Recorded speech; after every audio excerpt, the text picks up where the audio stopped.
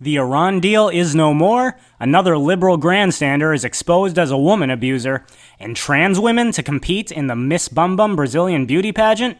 Coming up on Today with 2 Cents.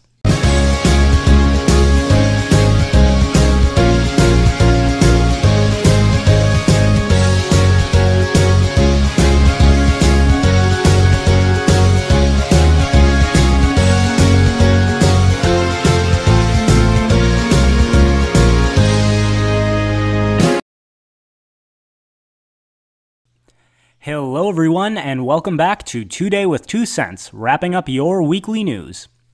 After Netanyahu's statements last week, Iran and the international deal that was made under the Obama administration have been on everyone's minds, including the mind of one former Secretary of State, John Kerry. Acting outside the government, Kerry has been traveling the world, meeting with Iranian and European leaders in an effort to save the Iran deal, despite the fact that he no longer works for the State Department. The Secretary of State is meeting with officials from Iran, Germany, France, and the European Union to hold together the Iran nuclear deal. The problem for the Trump administration, that's former Secretary of State John Kerry. The White House is dismissing Kerry's effort. Republicans complain of a double standard, claiming the criticism of John Kerry is light or non-existent, where many objected to then-eventual National Security Advisor Michael Flynn as he discussed Russian sanctions with Russian officials before President Trump took office. President Trump has already pointed out that so-called shadow diplomacy, or acting on behalf of the government despite not being an official representative of the government, is a violation of the Logan Act. Not that the liberal media really cares. They'd rather report on Trump-Russia collusion stories that remain unsubstantiated after nearly 2 years of investigation. Like Hillary Clinton and every other leftist criminal icon, Kerry will undoubtedly get a free pass. Sadly, the left remains too united in their hatred of all things rational to recognize their own hypocrisy. Hypocrite, where will you run to now? Hypocrite, you will get hurt somehow. Hypocrite, I know that time will tell.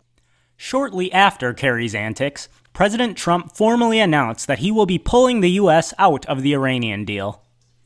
The Iranian regime is the leading state sponsor of terror. It exports dangerous missiles, fuels conflicts across the Middle East, and supports terrorist proxies and militias such as Hezbollah, Hamas, the Taliban, and al-Qaeda. There has been enough suffering, death, and destruction. Let it end now. Thank you. God bless you. Liberals are already raving about how Trump is setting us up for war. But I think that's garbage. Let me preface this by saying that the situation with Iran is indeed a complicated one. The Ayatollah and his government are a totalitarian regime that heavily restricts and oppresses its own people, while simultaneously sponsoring terrorist groups around the world. At the same time, unseating the Ayatollah through warfare wouldn't necessarily help the situation. Just displacing one tyrant only creates a power vacuum that someone even worse can fill. Now, I don't presume to know exactly what the right answer is with Iranian foreign policy, but Obama's deal certainly wasn't it. The provisions of the Iran deal would have expired after a number of years anyways, and given Iran's public stances against Israel, the US, the West, and even comparable Middle Eastern nations who adhere to a different sect of Islam, it's unlikely that anything apart from direct coercion will cause them to forego their plans for obtaining a nuclear weapon. We ought to have learned in World War II that appeasement only makes the aggressor more aggressive. Trump was right to call them out for what they are: a state sponsor of terrorism and an enemy of the West. Allahu Akbar! The left has been incessantly calling out the president for his indiscretions with women like Stormy Daniels. However, it's always very telling that the biggest female abusers always turn out to be leftist males who speak out so boldly against it until they're caught. Bill Clinton, Al Franken, and now the New York Attorney General, Schneiderman. The challenges facing these survivors are part of a larger system of discrimination and really a manifestation of a culture of male supremacy In recent months, we've begun a long overdue reckoning with our culture of violence and silence. We must reimagine a world where predators are exposed and held to account, and survivors are supported and empowered at every level. Reporting by Ronan Farrow released last night suggests that in private, Schneiderman was exactly the kind of predator he claimed to be hunting. 4 different women accused Eric Schneiderman of hitting, slapping, and choking them. 2 said they later sought medical treatment for what he did. Some allege that Schneiderman made death threats against them. One says he threatened to have her followed or her phone tapped. One former girlfriend, who is Sri Lankan, told reporters that Schneiderman, quote, started calling me his brown slave and demanding that I repeat that I was his property. Yeah, that's right. He was such a big supporter of Me Too, and a possible Democratic presidential nominee. Well, lo and behold, 4 women are speaking out against him for being abusive and demeaning constantly. And this is not so long after Samantha Bee claimed that he was the hero who would take down Trump. We have that power now, and with great power comes great responsibility. Oh my God, he's Schneiderman, Schneiderman, does whatever a Schneider can. Only he can save us all. A while ago, I made a video about some ladies who are competing in the Miss Bumbum beauty pageant in Brazil. Well, now that pageant is back in the news. This time because the fashion show has decided to allow transgender contestants, men who identify as women, to participate.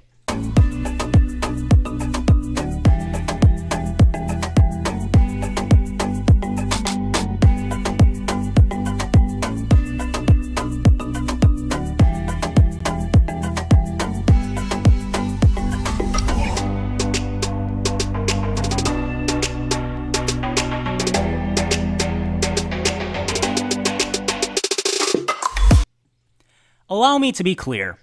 Whoever owns this pageant has the right to decide who will and will not participate in it. However, I can understand why the other contestants are upset. They're smart enough to know that the flaming liberals will rally around the judges and tell them that if the trans contestants don't win, that makes them transphobic. And heck, even if the trans contestants don't win, there will be public outcry claiming that the reason they didn't win was because of transphobia. The judges have now created a lose-lose situation for every other contestant.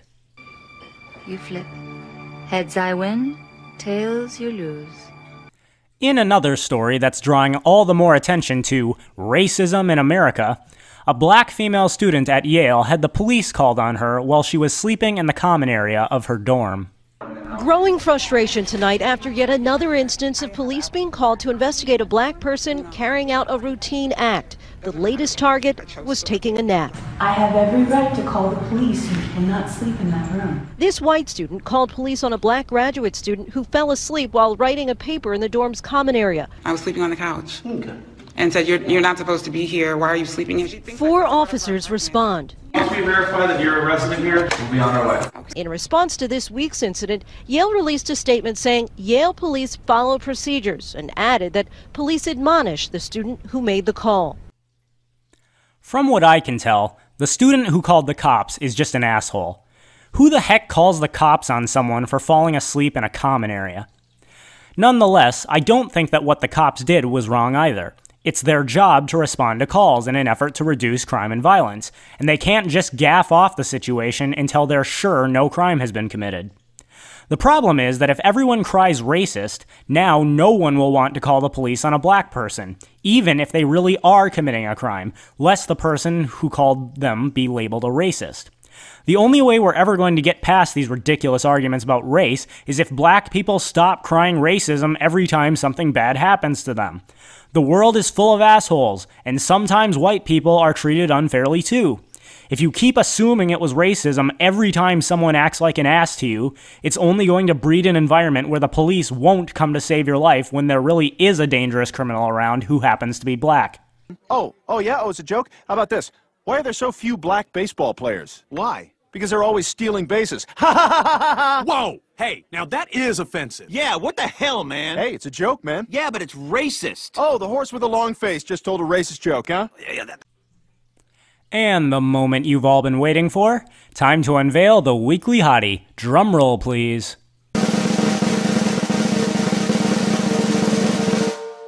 This week's Weekly Hottie is model Kendall Jenner.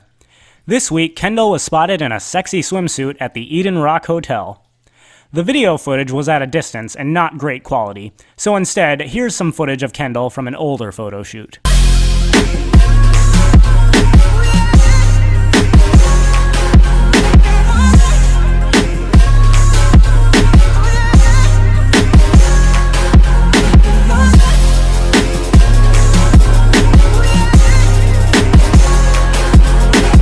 And that brings us to a close for this week.